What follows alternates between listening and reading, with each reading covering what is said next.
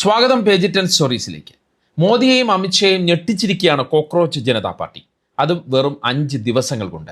അല്ലെങ്കിൽ പിന്നെ BJPയെ മറികടന്നതിന് പിന്നാലെ ഈ CJPയുടെ എക്സ് അക്കൗണ്ട് പൂട്ടില്ലല്ലോ. സുപ്രീം കോടതി ചീഫ് ജസ്റ്റിസിന്റെ ഒരു പരാമർശത്തിൽ നിന്ന് ഉയർന്നു വന്ന ആക്ഷേപ രാഷ്ട്രീയ കൂട്ടായ്മയാണ് BJPയെ ഇങ്ങനെ അസ്വസ്ഥപ്പെടുത്തുന്നത്. എക്സ് അക്കൗണ്ടിനെതിരായ നടപടി പ്രതീക്ഷിച്ചത് തന്നെയാണ് എന്നാണ് CJPയുടെ സ്ഥാപകൻ അഭിജിത്ത് ദീപ്കയുടെ പ്രതികരണം. കോക്രോച്ച് ഈസ് ബാക്ക് എന്ന പേരിൽ പുതിയ അക്കൗണ്ട് തുടങ്ങിയെന്നും അഭിജിത്ത് അറിയിച്ചിട്ടുണ്ട്. മാത്രമല്ല, പാറ്റകൾ ചാകാറില്ല എന്നതാണ് CJPയുടെ പുതിയ ടാഗ് ലൈൻ. ഇൻസ്റ്റഗ്രാമിൽ BJP ഒക്കെ മറികടന്ന അത്ഭുതകരമായ മുന്നേറ്റമാണ് CJP നടത്തിക്കൊണ്ടിരിക്കുന്നത്. കോക്രോച്ച് ജനതാ പാർട്ടി അക്കൗണ്ടിന് ഇപ്പോൾ 15 മില്യണിലധികം, അതായത് 1.5 കോടി ഫോളോവേഴ്സ് ഇൻസ്റ്റയിലുണ്ട്. ഇതിനെ പ്രതിരോധിക്കാൻ BJP മറ്റ് ബുദ്ധികേന്ദ്രങ്ങളും പല തന്ത്രങ്ങൾ പയറ്റിയിട്ടും അത് ഫലവത്താകുന്നില്ല. അതായത് പ്രതികാര നടപടികളെയും ഭയപ്പെടുത്തലുകളെയും കുതന്ത്രങ്ങളെയും മറികടന്ന് യുവാക്കളുടെ അത്ഭുതകരമായ തരംഗം സോഷ്യൽ മീഡിയയിൽ സൃഷ്ടിക്കുന്നത് തുടരുകയാണ് CJP എന്ന് പറയാം. കോക്രോച്ച് പാർട്ടിയെ BJP കേന്ദ്രങ്ങൾ ഇങ്ങനെ പേടിക്കുന്നതിന് ചില കാരണങ്ങൾ ഉണ്ട്. വ്യക്തമായി പറഞ്ഞാൽ 4 കാരണങ്ങളുണ്ട്. അവ ഓരോന്നായി നമുക്ക് വിശദമായി പരിശോധിക്കാം. ആദ്യം CJPയുടെ തുടക്കം എവിടെ നിന്നാണെന്ന് നോക്കാം.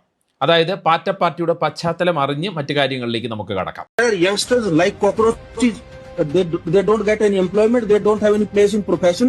Some of them become media, some of them become social media, some of them become RTI activists, some of them become another activists, and they start attacking everyone. കോടതി നടപടിക്കിടെയാണ് ചീഫ് ജസ്റ്റിസ് സൂര്യകാന്ത് മിശ്ര യുവാക്കളെ പാറ്റകളോട്, അതായത് കോക്രോച്ചിനോട് ഉപമിച്ചത്. അദ്ദേഹത്തിൻ്റെ വാക്കുകൾ ഇങ്ങനെയായിരുന്നു: തൊഴിലോ പ്രൊഫഷണൽ സ്ഥാനമോ ലഭിക്കാത്ത ചില യുവാക്കളുണ്ട്. അവരിൽ ചിലർ മാധ്യമപ്രവർത്തകരും ചിലർ സോഷ്യൽ മീഡിയ വിവരാവകാശ പ്രവർത്തകരും മറ്റ് ആക്ടിവിസ്റ്റുകളുമായി മാറി എല്ലാവരെയും ഇങ്ങനെ ആക്രമിക്കുകയാണ് കോക്രോച്ചുകളെ പോലെ എന്നാണ് അദ്ദേഹം പറഞ്ഞത്. അവർ കോക്രോച്ചുകളും സമൂഹത്തിലെ പരാന്നഭോജികളുമാണെന്നാണ് ചീഫ് ജസ്റ്റിസ് ഒരു വാദത്തിനിടെ വാക്കാൽ പറഞ്ഞത്. അതായത് തൊഴിലില്ലാത്ത യുവാക്കൾ എല്ലാവരെയും വെറുതെ ശല്യം ചെയ്യുന്ന കോക്രോച്ചുകളായി മാറുന്നു എന്നുള്ളതാണ് ചീഫ് ജസ്റ്റിസിൻ്റെ പരാമർശം. ഇതിനെതിരെ സമൂഹ മാധ്യമങ്ങളിൽ ഉയർന്നു വന്ന യുവാക്കളുടെ പ്രതിഷേധമാണ് രാഷ്ട്രീയ പരിഹാസ കൂട്ടായ്മയായ CJP അല്ലെങ്കിൽ കോക്രോച്ച് ജനതാ പാർട്ടിയായി മാറിയത്. മെയ് 16 എക്സ് പ്ലാറ്റ്ഫോമിൽ ഈ ക്യാമ്പയിൻ തുടങ്ങുകയായിരുന്നു. പിന്നീട് കണ്ടത് ഡിജിറ്റൽ ലോകത്തെ അത്ഭുതകരമായ മുന്നേറ്റത്തിൻ്റെ കാഴ്ചയാണ്.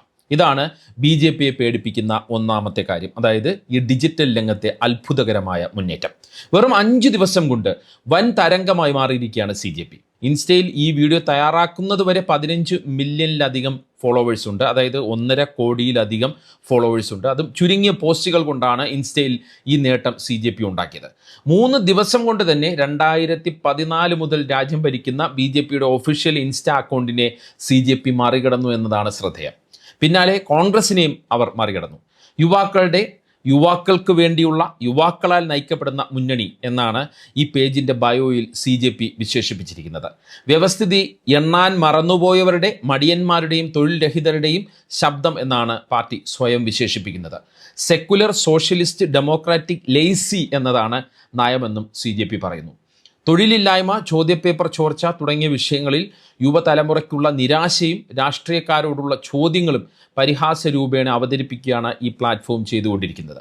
CJPയുടെ സ്ഥാപകനായ അഭിജിത്ത് ദീപ്കെ 30കാരനാണ്. മഹാരാഷ്ട്രയിലെ ഔറംഗാബാദ് സ്വദേശിയായ അഭിജിത്ത് അടുത്തിടെയാണ് ബോസ്റ്റൺ യൂണിവേഴ്സിറ്റിയിൽ നിന്നും പബ്ലിക് റിലേഷൻസിൽ ബിരുദാനന്തര ബിരുദം പൂർത്തിയാക്കിയത്. മുമ്പ് ആം ആദ്മി പാർട്ടിയുടെ സോഷ്യൽ മീഡിയ ടീമിൽ ഇയാൾ ജോലി ചെയ്തിരുന്നു. നിലവിൽ കോക്രോച്ച് ജനതാ പാർട്ടിയുടെ ഒഫീഷ്യൽ വെബ്സൈറ്റിൽ 1.6 ലക്ഷത്തിലധികം പേർ അംഗത്വത്തിനായി രജിസ്റ്റർ ചെയ്തിട്ടുണ്ട് എന്നാണ് അഭിജിത്ത് പറയുന്നത്. ലഭിക്കുന്ന പ്രതികരണങ്ങളൊക്കെ കണക്കിലെടുത്ത് ഇപ്പോൾ വിദേശത്തുള്ള അഭിജിത്ത് ഇന്ത്യയിൽ തിരിച്ചെത്തി ഈ മൂവ്മെൻറ്റുമായി മുന്നോട്ട് പോകാനാണ് തീരുമാനിച്ചിരിക്കുന്നത് എന്നാണ് അദ്ദേഹം പല ഇൻ്റർവ്യൂകളിൽ പറയുന്നത്. CJPയുടെ ഈ സോഷ്യൽ മീഡിയ അക്കൗണ്ടുകളുടെ അത്ഭുതകരമായ മുന്നേറ്റത്തിന് പിന്നാലെയാണ് അവരുടെ എക്സ് അക്കൗണ്ടിനെതിരായ നടപടി ഉണ്ടായിരിക്കുന്നത്. അതിനെക്കുറിച്ച് നമ്മൾ നോക്കുമ്പോൾ മാസ് റിപ്പോർട്ടിങ്ങിൻ്റെ അടിസ്ഥാനത്തിലാണോ അതോ സർക്കാർ നിർദ്ദേശപ്രകാരമാണോ CJPയുടെ എക്സ് അക്കൗണ്ട് പൂട്ടിയത് എന്നുള്ള കാര്യം വ്യക്തമല്ല. CJP 2029 എന്ന പേരിലുള്ള അക്കൗണ്ട് തുറക്കുമ്പോൾ അക്കൗണ്ട് വിത്ത് ഹോൾഡ് എന്നാണ് കാണിക്കുന്നത്.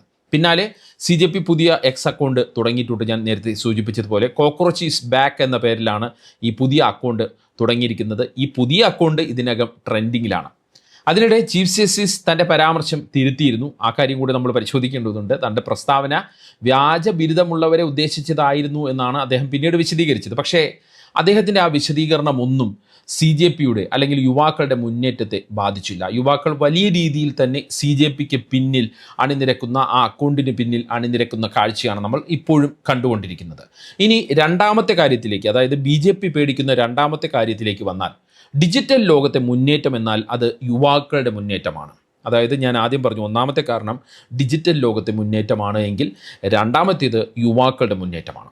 ഇൻസ്റ്റഗ്രാമിൽ BJPയെ മറികടന്നതിന് പിന്നാലെ ലോകത്തിലെ ഏറ്റവും വലിയ പാർട്ടി എന്നല്ലേ അവർ പറഞ്ഞത്, യുവശക്തിയെ കുറച്ച് കാണരുത് എന്ന് CJP തങ്ങളുടെ പേജിൽ കുറിച്ചിരുന്നു. BJP ഉദ്ദേശിച്ച് തന്നെയാണ് അത് കുറിച്ചത്. എന്തായാലും CJPയുടെ എക്സ് അക്കൗണ്ട് പൂട്ടിയതിന് പിന്നാലെ വൻ യുവജന പ്രതിഷേധമാണ് സോഷ്യൽ മീഡിയയിൽ ആഞ്ഞടിക്കുന്നത്.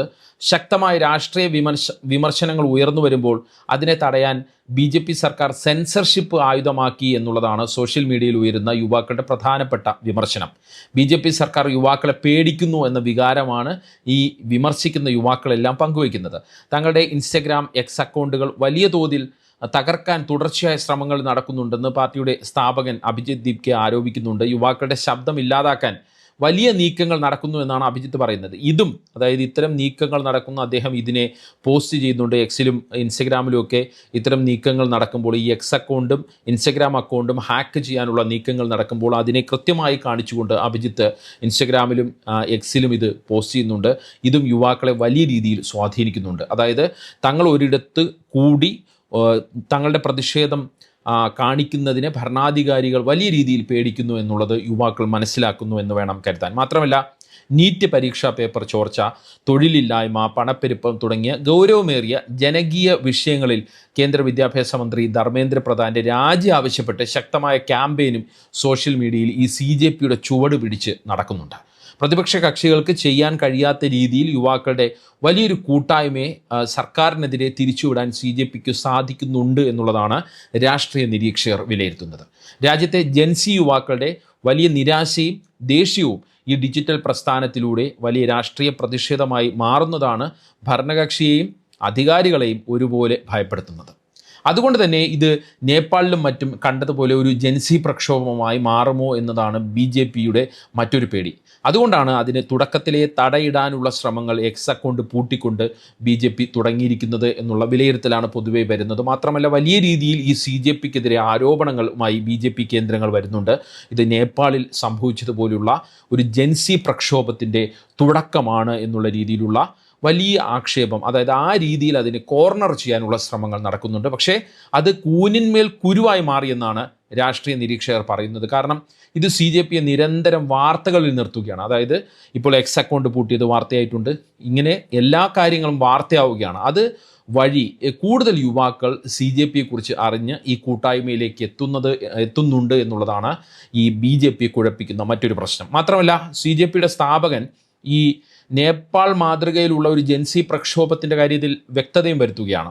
ഇന്ത്യയിലെ ജൻസി യുവാക്കൾക്ക് നേപ്പാളിലെ പോലെ അക്രമത്തിൻ്റെ പാത സ്വീകരിക്കേണ്ടി വരില്ല എന്നും വളരെ ജനാധിപത്യപരവും സമാധാനപരവുമായ രീതിയിൽ ഡിജിറ്റൽ സംവിധാനത്തിലൂടെ തന്നെ സിസ്റ്റത്തെ ചോദ്യം ചെയ്യാൻ ഇന്ത്യൻ യുവാക്കൾക്ക് പക്വതയുണ്ട് എന്നുമാണ് അദ്ദേഹം വ്യക്തമാക്കിയത്. അതായത് തങ്ങളുടെ ലക്ഷ്യം ജൻസി പ്രക്ഷോഭമല്ല എന്ന് കൃത്യമായി CJP വ്യക്തമാക്കുന്നുണ്ട്. അതുകൊണ്ട് ആ രീതിയിലുള്ള ആരോപണ മുനയിൽ ഞങ്ങളെ നിർത്തണ്ട, അങ്ങനെ BJP നിർത്താൻ ഉദ്ദേശിക്കുന്നുണ്ട് എങ്കിൽ അത് വെറുതെയാണ് എന്നുള്ള കാര്യം കൂടി അദ്ദേഹം വ്യക്തമാക്കുന്നുണ്ട്. അതായത് BJPക്ക് ആ രീതിയിൽ ആരോപണം ഉന്നയിച്ച് ഈ CJPയെ കോർണർ ചെയ്യാനും കഴിയാത്ത ഒരു സാഹചര്യം CJP സൃഷ്ടിക്കുന്നുണ്ട്, അല്ലെങ്കിൽ CJP വിശദീകരിക്കുന്നുണ്ട് എന്നുള്ളതാണ് മറ്റൊരു കാര്യം.